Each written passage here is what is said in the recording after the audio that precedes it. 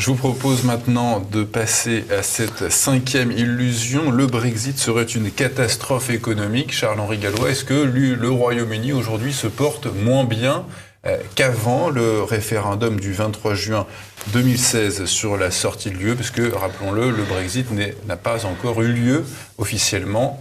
Est-ce que le Royaume-Uni se porte plus mal qu'avant ?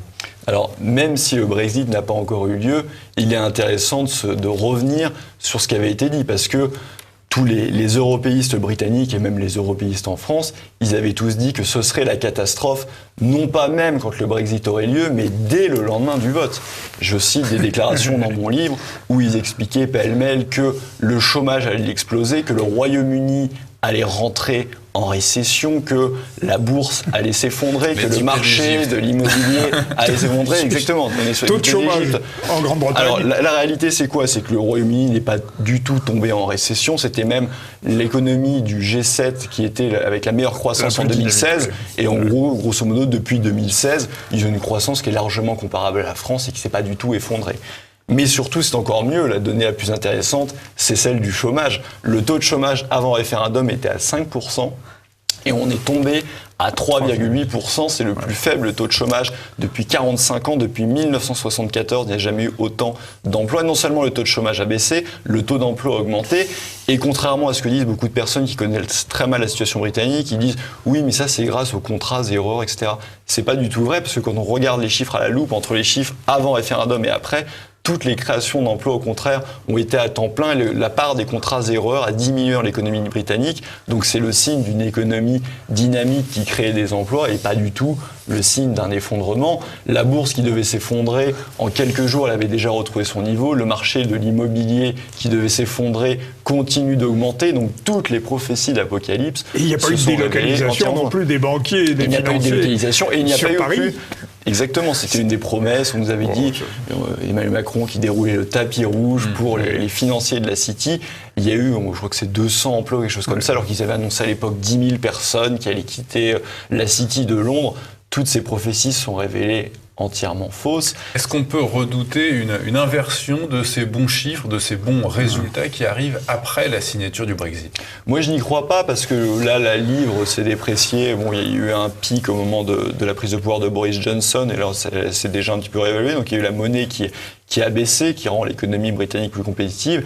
Et surtout, une sortie. Alors là, il y aura un accord avec Boris Johnson, mais sinon, ceux qui craignent le plus le Brexit, ce sont les européistes. Pourquoi ? Parce que le Royaume-Uni, déjà comme la France, est un contributeur net. Voilà, alors c'est ça, donc, c'est la contribution britannique. Ça veut dire que ce que donne le Royaume-Uni, alors ça dépend sur l'estimation, mais grosso modo, après le rabais britannique, à environ 6 milliards, donc c'est ça qui est perdu par an. Donc ça veut dire quoi ? Ça veut dire que ce sont les pays contributeurs nets qui restent, qui vont devoir payer. Donc c'est une catastrophe pour la France. Mais là où les européistes, je les appelle même plus européistes dans ces cas-là, sont même euro-fanatiques, c'est parce que malgré le départ du Royaume-Uni, je ne sais pas si vous avez suivi les négociations pour le nouveau budget de l'Union européenne, qui doit avoir lieu, ils veulent augmenter le budget de quasiment 30%. Donc il faut que les Français comprennent, ça veut dire que notre contribution nette va passer de 10 à peut-être 15 milliards d'euros. 15 milliards d'euros.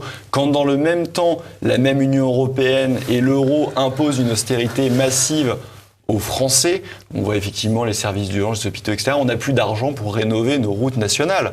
Vous savez qu'il faudrait 200 millions d'euros par an pour rénover les routes nationales, on ne peut plus le faire. Vous avez un tiers des ponts qui sont fragiles et 7% qui menacent de s'effondrer. C'est pas qu'ils menacent de s'effondrer, je ne sais pas si vous avez suivi ce matin, il y a 2 véhicules, il y a un pont qui s'est effondré en Haute-Garonne, il y a 2 véhicules qui sont tombés dans le Tarn. Donc là, on est même du domaine du criminel. On va donner 10 milliards d'euros et demain 15 milliards d'euros à l'Union européenne. Ça part de la France. C'est l'argent qui n'est plus en France. Et on n'a plus d'argent nous-mêmes pour entretenir nos routes nationales et nos ponts. Donc on marche complètement sur la tête et il faut que les Français s'en rendent compte. On va le faire aussi au détriment de la PAC. C'est-à-dire que les agriculteurs vont moins recevoir. Ça va encore poser des problèmes à cette catégorie qui est déjà fortement éprouvée. Qui est déjà éprouvée, et contrairement, c'est ça, les agriculteurs aussi, des fois, ont le sentiment, ils sont restés aussi dans les années 60 de Gaulle, que ça nous bénéficierait l'Union européenne avec la PAC. Déjà, comme on donne plus à l'Union européenne qu'on reçoit, c'est de l'argent français. Et si demain on n'était plus dans l'Union européenne, on pourrait toujours donner cet argent aux agriculteurs.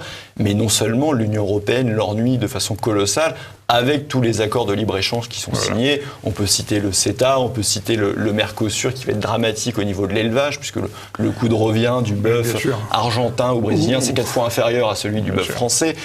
Donc c'est de la concurrence complètement déloyale pour nos agriculteurs.